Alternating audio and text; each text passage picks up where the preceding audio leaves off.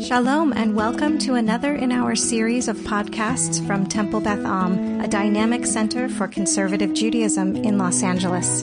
You are listening to our weekly class, Navigate and Master the Prayerbook, with Rabbi Cantor Hillary Chorny. This class is all about participating in services. It is not, I know you've heard this before, but it's not about learning to be a chazan or learning to be a shaliach tzibor. It's not learning how to lead the service, not in this particular class. It is also not a lecture series on the history of how our siddur came to be, the history of each of the pieces of the liturgy or deep dives into them and into their texts. If you're looking for that, you can find in our podcast series, either on the website or on your favorite podcast app, Rabbi Avi Havivi's teachings every Tuesday morning, which do exactly that. They go deep into each of the different texts in the siddur, and he goes slow. This, however, is a class on navigating weekday services. The idea is to arm you so that when you're a participant in services, you feel that you have ownership over the liturgy, that you know where you're located in the liturgy, and that you can do that based on the outline of the liturgy that you know, either because the prayer skeleton that I designed is in front of you, or because you've gotten to know that structure so well that you get the rhythms themselves. And also through other context clues like the music of the service. That's the idea behind this class, is to really get to know navigating it. So a lot of what we do so far in this weekday class is to orient you to the weekday service vis-a-vis what you might be familiar with the Shabbat service. Maybe you're more familiar with the weekday service than the Shabbat service, but then that's still interesting, I guess, for you for the Shabbat morning service, because then you're learning by comparison anyway. But the idea is to get to know services from start to finish. And I want to familiarize you with those services, starting with Birkot HaShachar and Pesukei Zimra, and we're working our way through Shacharit as well. That's about as far as we've gotten, is just past the Shema. But we're going to do a review of that now so that all of us can pull that information together and we can be on the same page when it comes to where we're located, where we're oriented in the service. So let's back up to where we've been in Birkot HaShachar, in Pesukei Zimra, and in Shacharit. Before we do that, I just want to review those terms a little bit. Birkot HaShachar are the blessings of the dawn, those morning blessings that could be said either at home or in a synagogue setting. They're the first blessings that are found in the morning liturgy section of a prayer book. They are nearly identical on weekdays and on Shabbat. There is almost no liturgical differentiation between weekdays and Shabbat. Can anybody here name for me, before we look at that outline, that skeleton of the service, can anyone name for me one meaningful difference between Birkot HaShachar on a weekday and Birkot HaShachar on Shabbat? Can anyone think of a way in which those two services are different from one another? A piece of liturgy that's found perhaps on Shabbat that's not found on a weekday? I'll give you a hint. Some would say that this change is actually found at the beginning of Pesukei Zimra, but I would argue that Pesukei Zimra doesn't start until Baruch She'amar. We went over this a little bit last class. So it does come before that. And I would argue that it's a difference, if not the only difference, between Birkot HaShachar on weekdays and on Shabbat. I don't know the answer to that, but I wanted to say that it's a difference in the music. Great, Annie. Such a great point. Fantastic. That was going to be my next point, is since it's so not different, how do we tell the difference between them? Which is the music. That is why I argue so vociferously as a chazan for people to get the nusach right, which is tricky, getting it right on Birkot HaShachar versus weekdays, because there's a substantial difference between the nusach on weekdays and the nusach on Shabbat and festivals. And it's pretty special for Shabbat and festivals. But it's so important that it be different so that it feels different on different days. So that when you're walking in early to synagogue on a Tuesday, it feels different than a Saturday. The one difference I can think of is just before Baruch She'amar, we get psalms that happen right before. We have Psalm 30, and then Mourner's Kaddish, and then Baruch She'amar.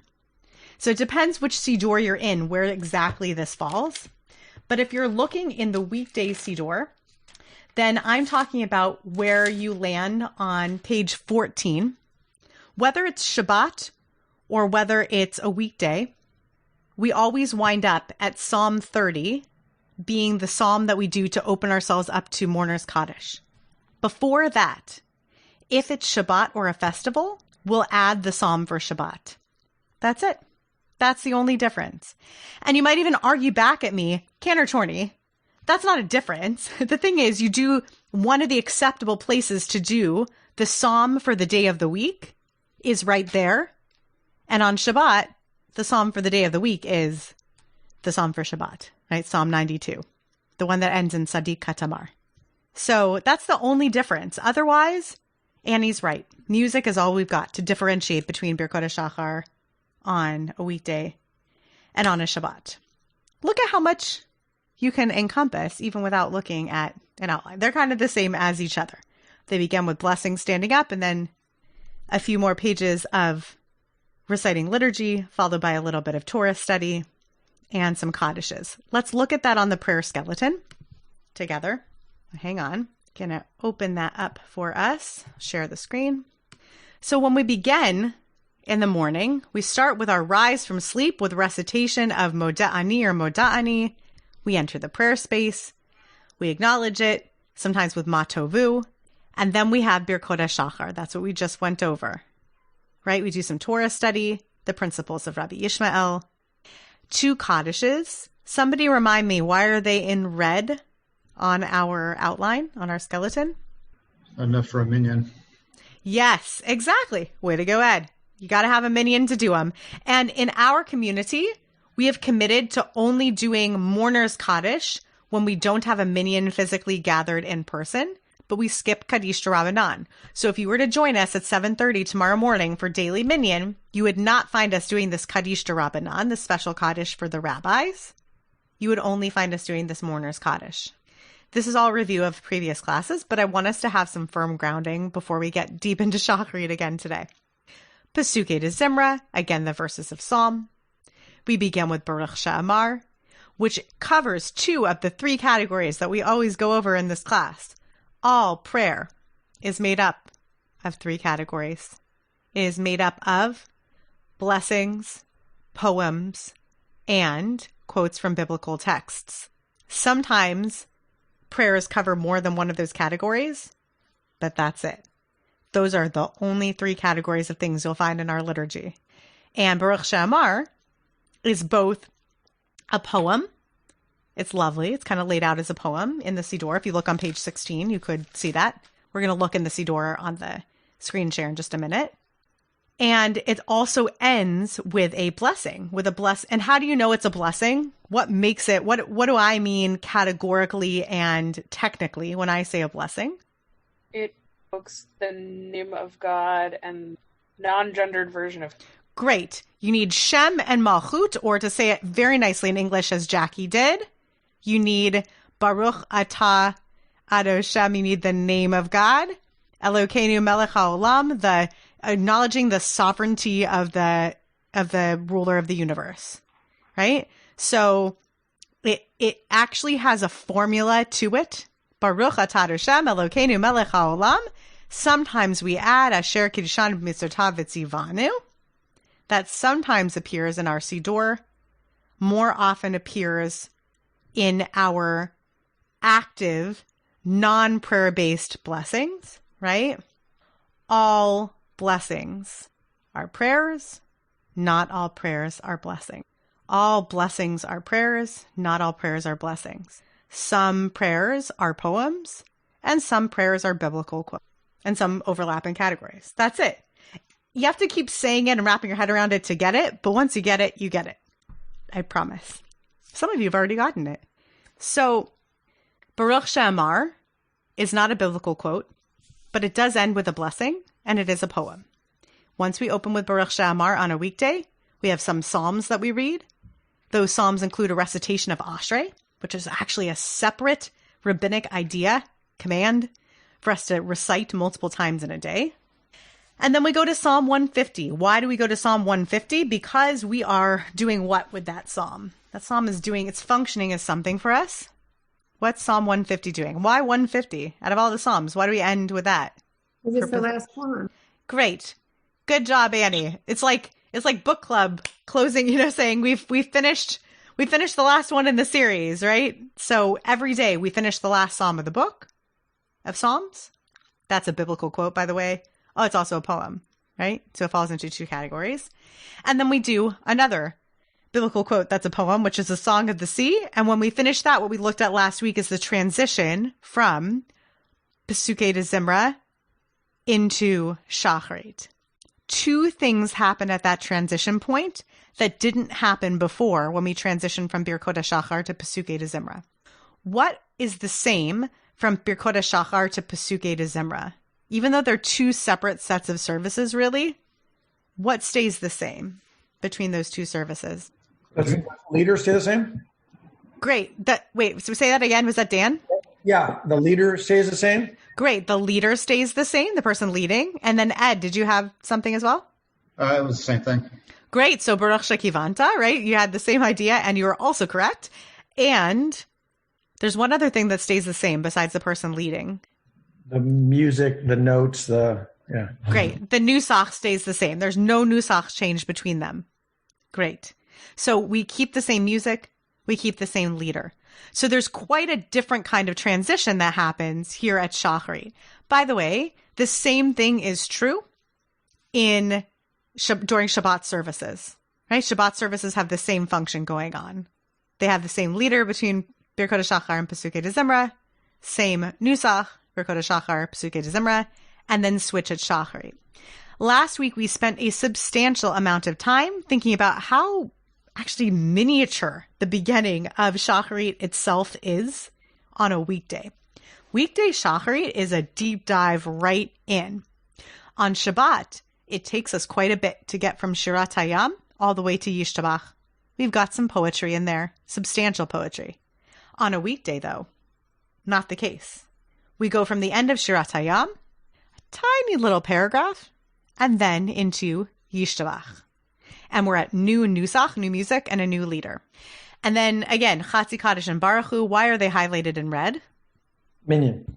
Great, minyan. We need a minyan for those two items, which means, again, if you were to join our daily minyan tomorrow morning online only, you would find us going right from the Yishtabach paragraph at the top of page 29. We'll look at the siddur together in a moment. When we get to the end of that paragraph, which also gets an amen, by the way. Your job at the end of that paragraph is to say amen if you haven't been saying it yourself. Melech haolamim, and we say amen. And then we would skip the Chatzi Kaddish and the Baruch Hu if we didn't have a minyan with us. And then we go to Yotzer Or, which is a short blessing.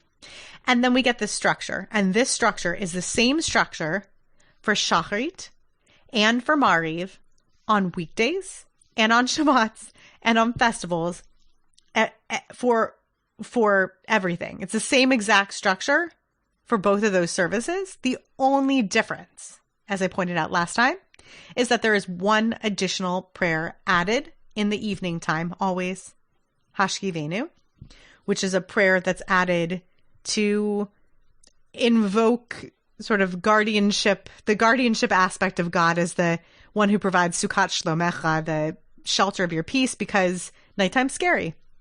But it's pretty much otherwise a mirror image of this structure.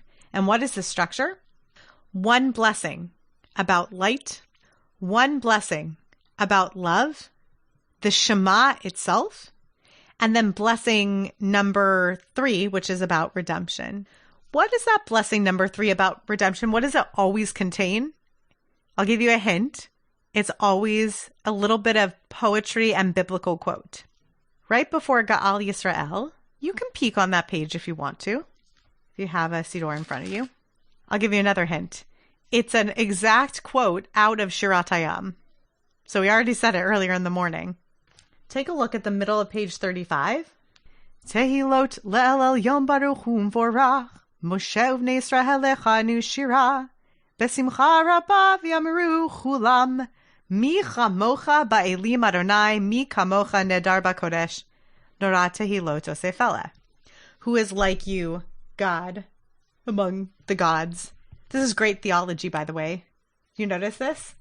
Mi chamocha ba'elim Adonai. Who is like you among the gods, plural, God. Yikes, right? But biblical theology is full of that. Right? Our biblical canon is full of depictions of not that our God is just the only God, but that our God is the superior and God containing all oneness of gods and the God that won out potentially over celestial battles. There's all sorts of, if you're interested in reading about that, I'm happy to share more on that topic. It's pretty fascinating. Mi chamocha ba'elim Adonai, mi kamocha nedar b'kodesh, nora tehilot osefela. We always get that quote, but there's a little difference here. This one I'm slipping in just because I know some people are really familiar with the liturgy, and so I want to give you something to chew on if this is already familiar territory for you. Notice that after mi chamocha, the liturgy here is different in the morning than it is in the evening. It's not about Shabbat versus weekday. It's about morning versus evening. In the morning time, we say, Shira chadasha shibchu geulim leshimcha al sfat hayam. And a new song was sung there at the sfat hayam. Yachad kulam hodu v'him lichu ve'amru. In the evening time, we get something totally different. We get malchutecha ra'u vanecha bokei hayam lifnei Moshe ze'eli anu ve'amru. So when we get to evening services, we'll study the difference between those two. But I want you to notice that subtle difference between those two, if that's interesting to you, that there is a total parallel of structures when it comes to that morning and evening service. But there are these subtle changes in the paragraphs of the liturgy themselves that are done to reflect the themes of what's happening around in the service. In particular, the trend is, when it comes to Mariv, the protectorate nature of God. Any questions up until this? No? Not one? Okay, I'm pretty excited to look at the Amidah together. This has been what I've been gearing up towards for a long time, because the weekday Amidah it's good stuff. We have to look at it on the skeleton first for you to get an idea, and then we're going to look into the siddur. Okay? So 5 minutes on this, and then we'll be in the siddur together. The Amidah. Somebody tell me, what's the deal? Some of you were in my other classes. Some of you tell me, what's the deal with Amidah at the beginning and at the end? What's the story? What is always the same? It's always the first few paragraphs or blessings and the last few. Great. Denise, do you remember how many? I can count in my head real quick, but it's like maybe 4 or 5 or so. 6. Okay. So I don't know, somewhere in there. Less than 10. It's less than 10. You got it. Yeah, we have fewer than 10 blessings that are repeated every time. Every time we do the Amidah, the first 3 blessings and the last 3 blessings remain constant.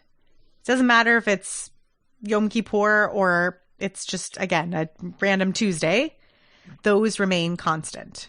Okay, so what matters, though, is the major difference between an Amidah on a weekday and an Amidah on Shabbat. So we're going to talk about this for a minute. Let me turn off my screen share. Great. Okay. Thematically speaking, what's the difference between an Amidah on Shabbat and an Amidah on a weekday? Annie, what's the difference? We don't ask for things on Shabbat. For the most part, we refrain from requesting things on Shabbat almost entirely. Right? We refrain from asking for things on Shabbat. What we do is sort of reinforce God's role in bringing peace down on earth, which maybe please means bring peace, right? So sim shalom, put peace, literally, like command. Sim shalom, tova uvracha, goodness and blessing. Chaim v'chesed v'rachamim. That's asking actually for a lot of things. So it would be kind of a cheat for us to say we don't ask for anything. So I want to be careful and say it's not that we don't ask for anything, but we almost don't ask for anything. And for the most part, short of prayers for healing, for refuah, for healing of body and spirit, short of that, we don't ask for individual stuff in particular. Right? Sim shalom tova v'chachem v'chesed v'rachmim aleinu ve'al kol Yisrael amecha. On us and all your people Israel. That's kosher on Shabbat, but we skip the middle, which, oh, hello, Kat. Which we, thank you for knocking things over my class. Great. So we skip there's almost no way to think about these two Amidahs, the weekday Amidah and the Shabbat Amidah, not comparatively, unless you just kind of forgo the Shabbat Amidah altogether. But I think what you're familiar with is the Shabbat Amidah structure. It makes the most sense to think about it comparatively.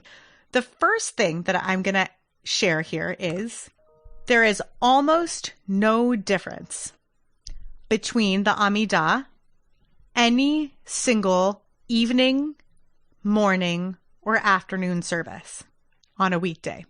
It doesn't change from Mariv to Shacharit to Mincha, right? From evening service to morning to Mincha. There are 3 Amidahs said every day, every Jewish day, starting at sundown on Saturday night, and there is almost no difference between them. First of all, what are the exceptions when it's a weekday, when it's not Shabbat and it's not a Yom Tov, like it's not a festival? When else would we have an extra? Why would we have more than 3 Amidahs? When there's a new month. Great, Denise, that's a great example. On Rosh Chodesh, even if it's a Thursday, we add Musaf. There's a Musaf for weekdays for Rosh Chodesh. So we add that to our service. Musaf contains an Amidah. Every service that's a service contains an Amidah. Kabbalat Shabbat is a cheater. That is not a service. There's no Amidah in it. It's just a warm-up. It's a great warm-up, but it's a warm-up.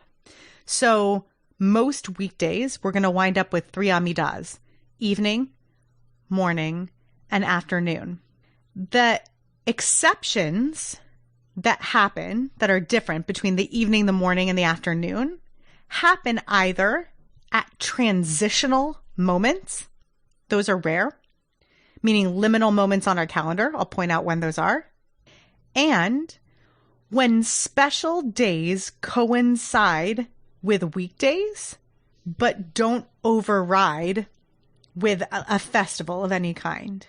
So those include, like, an inserted liturgy in the weekday Amidah includes things like Hanukkah, Purim, right? These have insertions in the weekday Amidah for these particular holidays. They don't have their whole own Amidah, nor do they take the Amidah and say, oh, we don't ask God for anything on Hanukkah or Purim. No way. We ask God for plenty.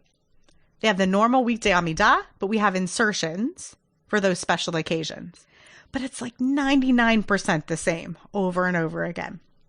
The exception, going back to the transitions, is that in the first paragraph that we're about to look at, when we look at the weekday siddur together, in the first paragraph following the Kedusha, which is the last of those first set of blessings that are the same in every single Amidah, that first paragraph, Atah chonen la'adam da'at, that God grants to humankind different types of wisdom, which we'll look at together today. I'm so excited for this.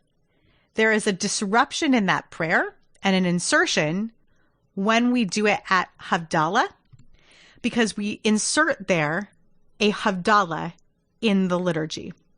I'm only mentioning it now, not to confuse, but just to say the one exception really to the regular liturgy is in that first paragraph, right? That we're going to look at together. Okay. So let's look at the Amidah together. I'm really excited to see it. Here we go. I'm going to screen share it. Any questions while I'm opening up the screen share?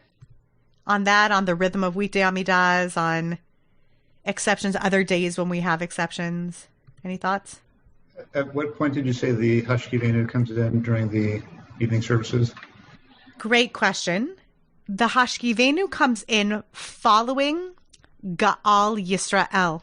And actually, that's a great transitional thought for us, because what I was about to point out as we're pulling up this weekday service together, what I was about to point out to you is that at Shacharit, when we are doing a full repetition of the Shacharit Amidah, which is to say that when we finish Ga'al Yisrael as a blessing, we go into a whispered private recitation of the Amidah, followed by an out loud repetition led by the person who is designated as the leader of the service, that we go directly from that liturgy, Ga'al Yisrael, we go right from that liturgy into the Amidah. In the evening time, we go from Ga'al Yisrael to Hashkivenu, and then to a Chatzi Kaddish. Because in the morning time, we try to join that idea of Ge'ulah, of the redemption at the end of that last paragraph, right into the Amidah. We try not to disrupt it, even with an Amen if we can. So we go right into the Amidah. That's why you might hear prayer leaders at the end of that paragraph, after Micha Mocha, leading into Ga'al Yisrael, doing the following. Baruch atah Adonai God. They're attempting not to evoke an Amen such that it wouldn't interrupt. There are dissenting opinions about the Amen being a disruption, one of them belonging to Rabbi Joel Rembam. So if you'd like to have a rabbi teach you beautifully about this, Rabbi Rembam is our Rabbi Emeritus at Temple Beth Am, and he writes beautifully on this topic. So if you want to hear someone talk about it, or maybe I'll bring him in as a guest at some point, he speaks really beautifully about this idea of whether that Amen is disruptive or not. You have to really love liturgy to want to get into that, right? To write a whole paper about that. It's very exciting. So he and I have that in common. So we finish Ga'al Yisrael and go right into the Amidah. And that's the page that I want to be open to when I screen share this with. Hang on. What an adventure. Okay. Here we go. All right. So the Micha Mocha is right here. You see it on page 35. Here's our Micha Mocha. We go right into that Shira Chadasha. That's how we know it's Shacharit and not Ma'ariv. And then Adonai Yimloch Le'olam Va'ed. Right here at the Tzur Yisrael, you'll see people begin the choreography of rising in anticipation of the Shacharit Amidah. When should you do it? How do they know to rise? Is it magic? Not really. It doesn't really matter. Some people like to rise at Micha Mocha. Some people like to rise at Shira Chadasha. I'm a big fan of rising at Tzur Yisrael, Kuma Be'ezrat Yisrael. I think that's great. And then when you finish Baruch atah Adonai Ga'al Yisrael, we go directly into the whispered private Amidah. Any questions about that idea? We're not going to get into today the idea of what would we do if there was a Hechli Kedusha, like what if we started the Amidah together and then went quiet? We're not going to do that today. We're going to come back to that idea once we're done with the whole Amidah. Deal? that I think confounds and confuses. So we'll stop there at Ga'al Yisrael, and we go into the whispered private Amidah. In the private recitation zone, we back up 3 steps, we go forward 3 steps and bring them together, and we bow. There are 3 full body bows in the whispered private Amidah. If you are not the person leading the service, those are the only choreographic pieces that you need to be concerned with, because during the repetition of the Amidah, and this is a critical point that I think is not taught often enough, there is no bowing there's no full bow, there's no full body knees bowing for any participant other than the leader. No one besides the leader is bowing at these first words, for example, Baruch atah Adoshem Elokeinu v'Elokei Avotenu. The leader is bowing there. You're standing. If we're back, now we're at the repetition of the Amidah. I know I'm skipping around in my example, my idea, but skipping to the idea that we're doing a repetition of the Amidah, not just the quiet Amidah. Out loud, you're only responsible to a half bow about a page and a half before the end of the Amidah, and for having feet together and standing during the Kedusha. But you're otherwise not responsible for these other bows that happen. So you got to know about these bows, these choreographed bows in the whispered private recitation, because that's when you do them. Does that make sense? If you're not the prayer leader, when do you do your bowing? You do it when you do your own private Amidah. So in your own private Amidah, again, there are 3 full bows where you bend your knees, go bent over halfway, and then come up standing when we reach God's name. 2 of those 3 times are on this page. The 3rd time we're not even going to get to today, okay? But I'll show you where we are when we get to them. In our whispered private Amidah, we're not going to get deeply into this choreography piece, but rather just kind of look at the whole Amidah for a whispered private Amidah moment together. During this whispered private Amidah, this is a piece of the liturgy that if you are approaching the liturgy as a body of language that you want to fulfill your having said it completely, or to say it rabbinically, to be yotze, to go out of your obligation to recite this liturgy. If you want to do that, there are really 2 ways of doing that in your private recitation. One is to say every word in Hebrew, and the other is to say every word in English. I want to deeply encourage you, and this is kind of going off the derech, off of the path of how this class usually goes. I want to deeply encourage you to try out an important practice. There is a balance that needs to happen in prayer between the fixed liturgy and the intentionality that we bring to that prayer. The fixed liturgy, the keva stuff, the fixed body of liturgy is what we're looking at on the page. The kavanah, the intentionality, is what you bring to it. For most people who are working on the recitation of their Amidah being sharper, we're trying to sharpen that recitation, it is nearly impossible to work on the skill of mastering it, even to say it for yourself, let alone to lead it for other people, while also keeping in mind a full intentionality about the meaning of the words in that paragraph, unless you're really, really deft with the Hebrew. I don't think anyone who's in the class right now, but it's possible somebody listening is in this category. If you're fluent in Hebrew, it's possible that as you daven this Amidah, you may come to great intentionality just by getting these words on your lips. I know that took me an enormous amount of work. So until you get there, until you get to the point where you can marry in your recitation of the prayer, both your ability to say quickly, because we'll talk about that in a minute, kind of like matching up with the time frame that the congregation is doing it in, to quickly say, Baruch atah Adonai Elokeinu v'Elokei Avotenu, Elokei Avraham, Elokei Yitzchak, Elokei Yaakov, and also be cognizant of this idea of, wow, I'm calling upon God and the zechut, the merit of my ancestors. Where do I fall in that chain? God is zocher chasdei avot, the rememberer of the good deeds of our ancestors, umevi goel livnei v'neihem, and the one who's going to bring a redeemer to the children of their children. Like God's remembering me in the chain of my ancestry. Until you can both quickly recite these words and also bring that intentionality even once to that page, which is like kung fu, let's face it, tefillah, to do both those things at the same time. I want to suggest a practice to you, which is a practice in marginalia. Take your book, and in these giant wide margins that exist in your book, either writing in or post-it noting in, I want to recommend to you, I want to commend the idea of writing in or drawing in themes in that paragraph that speak to you. Somech nofalim v'rofech cholim umatir asurim. Maybe the idea of matir asurim, freeing the bound, is one of the themes I want to pop out and come out at me as I'm reciting those words. Anybody want to respond to that idea or talk to me about anything that they've tried along these lines before we actually talk about this whole thing as it's done out loud? So this is a sticking point for me, actually, because as we know, I live with a really proficient davener.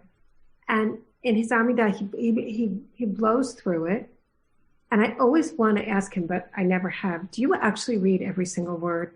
Because I feel like that's a really obnoxious question, but I'm kind of armed now to ask that question, and not in a competitive way, but in a because I can't. There's no way I can read every word, and it's really intimidating. And now you're also armed, Annie, with this idea that for those who take seriously the idea of saying every single word in davening, in praying their fixed worship liturgy, there are different categories of prayer here that are held to different standards. I, for example, as I pointed out in last week's class, pay very close attention to the concept of a minimalist Pesukei de Zimra, because I think it's really helpful to know that rabbis imagine Jews being late to services because they knew. I mean, they knew themselves. And so there's this idea of a truncated Pesukei de Zimra that's really meant to be, after the fact, but you can a priori, you can before the fact justify doing it if you know you're not going to have enough time. And for the Amidah, it's a different category. It's a category of ideally you're saying almost every single word. There's a bit of a catching place here, which is to say that as we get to the hamburger meat, as we're about to, of the middle blessings of it, some would say that everything but the chatima, the very closing line of it, Baruch atah Adonai Chonen Hadat, or whatever the closing line is, right? Of each of the 13 interim blessings. I'm going to scroll, don't get dizzy, to the first blessings. That only when you get to this line are we in the category of you must see these words in order to have fulfilled your obligation and therefore you've done it, right? And that everything before that is in a category of poetry, so to speak, or reshut, or free for all, or you could say whatever it is that's on your mind in there. They get away with that by actually peeking ahead to this concept here in the Rifa'enu paragraph in the heal us God and we shall be healed. And then there's a whole insertion here where you can pray kind of spontaneously somewhat for somebody who's ill in your life. So the idea here is that there is a malleable quality to the middle of the Amidah. But in a counter argument to someone who might give me that argument, I would say then the most likely thing is that your Amidah is going to be longer, not shorter. Because if you're really going to say that you're going to pray your own stuff before you get to each of the signature lines here, then you're probably adding content, right? I'm picturing somebody who out of great piety might approach each of these paragraphs with creativity, but then I think you're going to wind up with a longer, not a shorter Amidah. So the real question is twofold, I think. Number one, are you really able to get every word on your lips that quickly? Number two, as you're saying them, is any percentage of the meaning of that liturgy hitting your heart or your brain? And number three, and this is where it requires both the asker and the recipient to be open to the exchange. Does that bother you, even if it doesn't? Does it bother you even if you can't actually digest it, right? Like watching somebody who eats just for nourishment, which that's a concept I definitely don't understand, but watching somebody consume food that's literally just for the calories. If they've got an IV drip and they can't even taste it on their tongue, but does it bother them because maybe the idea of the ritual of the formula is enough? Like I'm open to that idea. And still yet I'm encouraging you to practice liturgical strategy that would allow you to have more than that, because I think that for most people they're looking for more than that, though I'm open to being, to learning otherwise, to learning that most people actually really enjoy the sort of catharsis of having completed the incantation. It's tough. It's like how much of this is you and how much of this is that other person. This is one of these sticking points of, until you're as fast as other people, and then you're wondering, why are they so fast? How are they so fast? How are they getting through this liturgy? Maybe am I after something different than they're after? There are really, really good questions buried in there.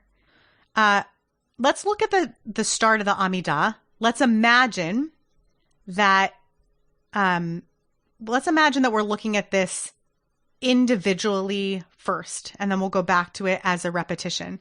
I'm deliberately turning to 36b, which includes the matriarchs' names. Not everybody prays this individually. I'm putting this on a podcast, so I guess this is a big confession moment. I do not pray this page individually. When I pray the Amidah individually, I pray page A without Sarah, Rebecca, Leah, and Rachel's names in it. And it's not because I have anything against this liturgy. It's just that I have very few inherited traditions from my family, but there are some people in my family, generations past, who prayed the traditional liturgy, and I feel really bound up in the tradition of doing this paragraph as it was initially written. And I'm also torn by some halachic reasoning about whether or not we could play with the paragraph in the way that it's been played with here. But I know that there are some people who belong to our very congregation who were a part of publishing this liturgy and the siddur. So I'm cognizant that a great deal of thought went into creating this version of the matriarchs, which is not the same as every version of the Amidah that includes the matriarchs.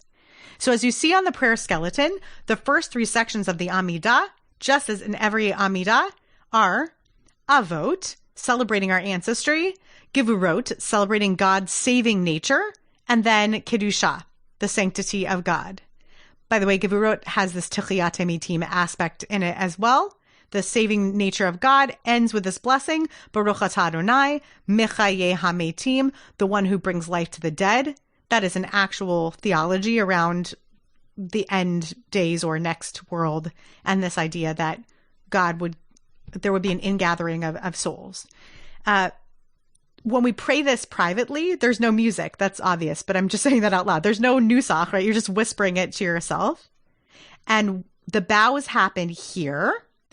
Baruch atah Adonai. That's where the first bow happens. Eloheinu v'Elokei avotenu, etc., etc., etc., right? Ha'el, Hagadol, Hagibor v'Hanora, El Elyon, Gomel chasadim tovim v'koneh hakol v'zocher chastei avot umevi goel livnei v'nehem leman shemo b'ahava. As I was translating out loud before, and as you can look at in the English page of the siddur, God is a rememberer of the merits of our ancestors, and that's how we butter God up at the beginning of the Amidah. That's our beginning. You are going to ignore these two lines, which are for between Yom Kippur and Rosh Hashanah. Thank you, editors of the siddur, for putting tiny, non-vowelized printed Hebrew on this side. But Zochreinu L'chaim Melech HaFetz B'chaim only happens that one set of 10 days in between Rosh Hashanah and Yom Kippur. Any of the weekdays in there, we would add this liturgy, but don't add that any other day. And we go right to Melech Ozer Ufoked Umoshia Umagen. The second bow of the Amidah, the full bow, happens here. Baruch atah Adonai, Maged Avraham, Ufoked Sarah. We're adding, right? That's the added language, and God who also is the protector of Sarah. Then we enter Gevurot. How do we know? What's our clue that we're entering Gevurot? Atah Gibor. That's it. That's your clue. It shares the root, Gibor. It means hero in modern Hebrew, but God is the savior. Atah Gibor leolam Adonai. You are an eternal saving force. Mechayeh metim atah. You are a bringer of life to the dead, or will be in that story that you are. Rav lehoshia, great in your saving nature. And then seasonally, including now, starting at Shmini Atzeret, it says right here, and all the way until Pesach in the springtime, we add Mashiv HaRuach Umorid HaGashem. And then, Mechalkel Chaim Bechesed Mechayeh Metim Barachamim Rabim. So this is going to be, you give great things to the living, and you're going to mercifully give life to the dead in this scenario. Somech nofalim v'rofeh cholim. You lift the downfall and you heal the ill. Matiras urib, you free the bound. Du mekayim emunato lishenei afar. I love that phrase. You keep your emunah, your faith, with the ones who are sleepers in the dust. Mi chamocha, familiar phrase, mi chamocha. It was lifted from the poetry of Shirat Hayam. Who is like you?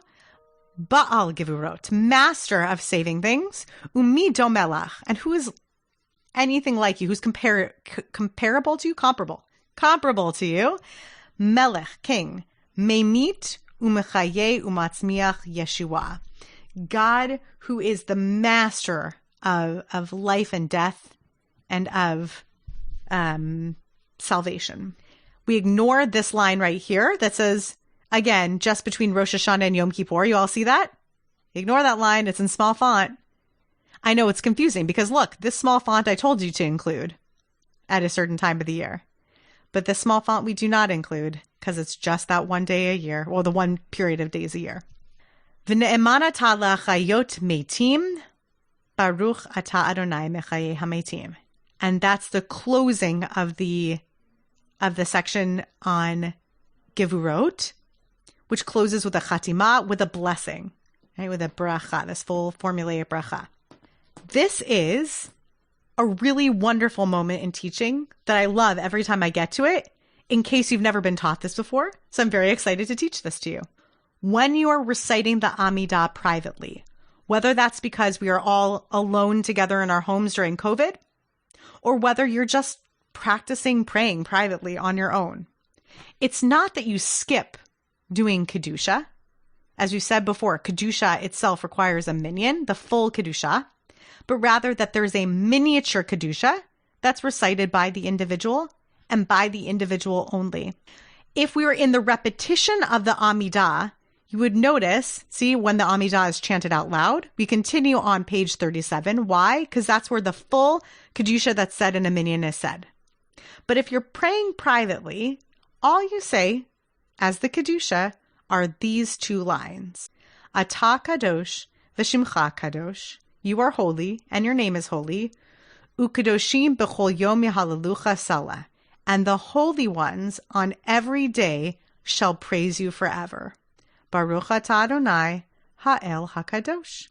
Blessed are you, Adonai, the God who is the Holy One. That's Kedusha. So it's not that we skip Kedusha when we're not in a minyan. It's that we do Kedusha privately, and it's super short. And then the silent recitation continues on page 38. You see that? So if we're doing a silent recitation, you look at this next page and you skip it. We do not do this when we are reciting privately. We skip over that page. You are now masters of the Amidah, and you know that you have a Kedusha to do, but it's a short Kedusha, and you're skipping the group Kedusha because you're not doing it, because now it's time to get to the good stuff. Okay, this is the great innards of the 13 blessings that make up the center of the weekday Amidah. We're going to spend about 10 or so minutes on this now, getting through a few of these, and then I'll stop for questions. We'll stop at 6:15, and it's probably going to take us through at least another class for us to finish all of these blessings and get to the end. But we're going to start with the first one. Notice here that there's no asterisk telling you that this first blessing might be modified if it were Havdalah. Why is that? I just gave you this whole lecture about how it might be modified if it was at Havdalah time. You don't really do Havdalah in the morning, and if you do, you don't add it into your Amidah. That was perfectly phrased, because you don't really do Havdalah in the morning, and if you've had to wait to do Havdalah, you don't do it in your Amidah in the morning. Right, exactly. It belongs to the evening liturgy if it happens. We'll get there when we get there. But for now, we're looking at Shacharit. Okay. This is a blessing about God being a granter of wisdom. And what we're going to come across in all of these different blessings is a lot of this phrase that I used before with you, which is tikbolet, or in modern poetry, we call it parallelism. So it's a lot of saying the same things twice, just using different language. Can I give you an example? Ata chonen, you grant with chonen. Does anyone see buried in this word a familiar word? Oh, is it like chanun, like chanun barachum? Yes. And what is chanun? What is chanun? Something to do with kindness, but I don't know exactly the translation. That's great, Denise. Yeah, absolutely. So it means grace, and grace usually falls into the category of things that are unearned, right? So God, you just graciously grant, Okay, so it's a very specific kind of verb. Chen is the root that we're looking at here. Chen. Ata chonein, you graciously grant le'adam, to human beings, da'at. And da'at is like dea, right? Like a yodea, la da'at. Knowledge. Right. Ideas, knowledge, wisdom. Umelamed. What is lilamed? Teach. Great. Umelamed. And you will teach le'enosh to, and enosh is just another word for like, that's the singular, that's the core of anashim, right? People, human beings. So it's just parallel. Umelamed le'enosh, and you will teach le'enosh, to human beings. Bina. What's bina? It's wisdom. Okay? And these two phrases are parallel to each other except where they're not. Because you can believe that they're two different things if you want to pick it apart. Atachonen le'adam da'at, you graciously give to mankind the idea to conceptualize. Umlamed le'enosh bina, and you teach human beings wisdom. So, pshat, simple level looking at this, I mean, it's just poetry, right? It's just saying the same thing twice. But you might pick it apart and say, God gives me the ability to grasp concepts, but God teaches me through Torah, other people, the world, whatever. Your mind could be so expansive on this, right? Your heart could be expansive on this. God teaches me wisdom. Chonenu. What is chonenu as a form of verb? I want you to start to recognize this a little bit. Oh, it's plural. No? Chonenu it's close to what you might think is plural, but I want you to think of the nu as towards lanu. Yeah. So it's grant us, it's command, tzivui. Chonenu, mitacha, from you. Dea, bina, vehaskel. 3 different types of wisdom or knowledge. This class, again, is not about picking apart the liturgy super deeply. It's about beginning your journey, pulling apart this liturgy, pronouncing it, navigating it, and then learning ways when you could play with this a little bit more. I can give you access to some really great resources on the origins of some of the language behind each of these paragraphs. But this entire paragraph here, it sort of has 2 stages, right? God, you help people think. Grant us graciously from you these 3 different types of wisdom. So what's the first thing that you're asking from God? You're just asking for, I would say, discernment, right? Just, it's really interestingly parallel to Birkot HaShachar, where the first blessing of Birkot HaShachar is Atan Baruch Atah Hashem Elokeinu melech haolam asher natan l'sechli vina le'avchim ben yom u'ben laila. So we start both Birkot HaShachar and the beginning blessings of the Amidah just with this idea that we are granted the ability to think, to conceptualize, to be given wisdom, to grapple with the world. Second paragraph. Are we ready? We're going to do probably 2 more. Hashivenu avinu l'Toratecha. Do you recognize the word Hashivenu? Yeah, it's in the Hashivenu prayer. Yes, in Hashivenu, which is where? Oh, pop quiz. Where do we say Hashivenu Adonai Elecha v'nashuva? Isn't it Shabbat evening? Close. No. It is Shabbat. We do it on Shabbat. Not Hashkivenu, but Hashivenu. Oh, never mind. Torah service. Torah service. And it's a quote from the end of the book of Eicha, by the way. So it's also a biblical quote, but this is not the biblical quote. I just pointing out another biblical quote, which is, we have Hashivenu Adonai Elecha v'nashuva Chadesh Yameinu kekedem, right? Return us, God, as in days of old, and then renew our days as before. Hashivenu avinu l'Toratecha. Return us is all I was pointing out, is that this is the same word, hashivenu. Again, a command, a demand, an ask. Return avinu, our parent, l'Toratecha. Hashivenu, return us, our parent, to your Torah. V'karavenu, what's karov? Karov is close. Good. V'karavenu is close, and it's also related to the word for offerings, right? Akrova, this idea of a lahakriv, to offer up like a sacrificial offering. So, v'karavenu malkenu la'avodatecha, and bring us close, our king, to your sacred work. Same form. Do you notice that? This duplication of language. Atachonen ladamdat umlamed lenushbina. Duplication of language. Hashivenu avinu latoratecha, v'karavenu malkenu la'avodatecha. Duplication of language again. Great. Okay.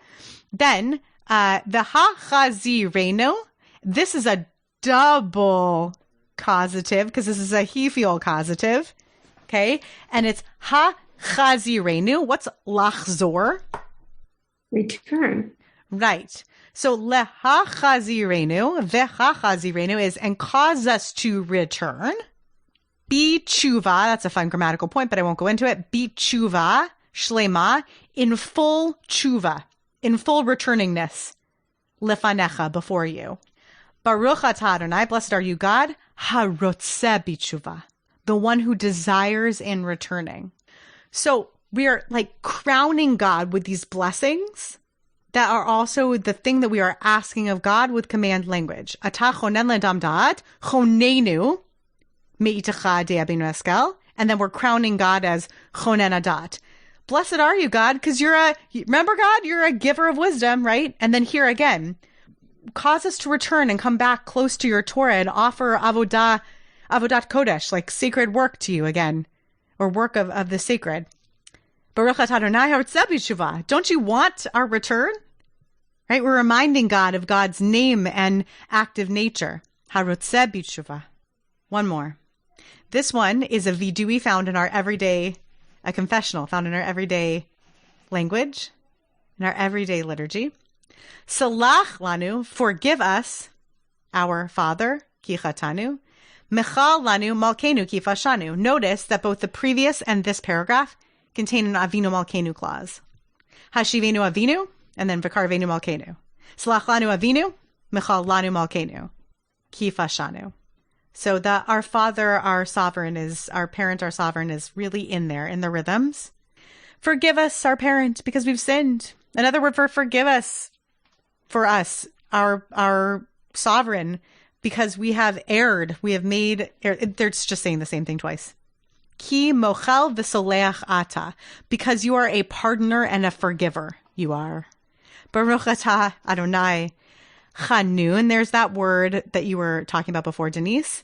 Chanun hamarbe lisloach, who is a gracious multiplier in their way of forgiving. It's hard to translate that directly. Gracious is the one who abundantly forgives. Gracious and forgiving. I like mine better. Okay, I'm going to pause here and stop the screen share. Those were 3 of the 13 middles, and that's where we're up to. Questions or ideas about the entering of the weekday Amidah, about the rhythms daily, about the ideas that Annie and I went back and forth about kind of saying every word versus getting it? Do you believe me about my encouragement to kind of write in the margins? It really is satisfying, right? Because I used to draw a light bulb next to the atah chonen ladam da'at paragraph. Just kind of get the juices flowing on those ideas. So I'm not going to think about it with every word. I do now, because what else do I have to do?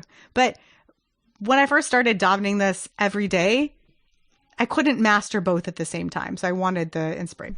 Jackie, did you have a thought? I just have a really, really basic question. We were going to the first page, so the first 3 brachot, are they all in Hebrew as opposed to like some amount of Aramaic, or it's all Hebrew? Great question. I do not think that there is any Aramaic content found there. The only thing that I would say that's like a real Rabbi Avi Havivi question is whether there's any content that as I look at this, am skipping over and is Aramaicized Hebrew in it that I'm not thinking of. But I don't think so. I think all of the content is Hebrew content. Okay. Good question. No. Denise.